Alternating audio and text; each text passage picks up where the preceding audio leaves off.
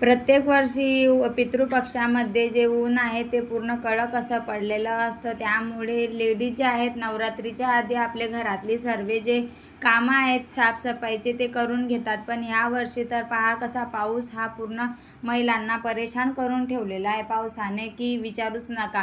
त्यामुळे त्यांची घरातली कामंसुद्धा होत नाही आहे. कारण कोणाकोणाकडे नवरात्रीमध्ये घटस्थापना केली जाते घरी, तर पूर्ण घरातली साफसफाई करावीच लागते. पण ह्या वेळेस तर पाऊस हा काही करू द्यायलाच तयार नाही आहे. त्यामुळे प्रत्येकाकडे जे आहे ते लेडीजला टेन्शन आलेलं आहे की मी माझे घरातले कामं केव्हा करू, नवरात्र जवळ येते आहे. तुमच्याकडे वातावरण कसं आहे? तुमची नवरात्रामध्ये साफसफाई करतात का तुम्ही दिवाळीमध्ये साफसफाई करतात?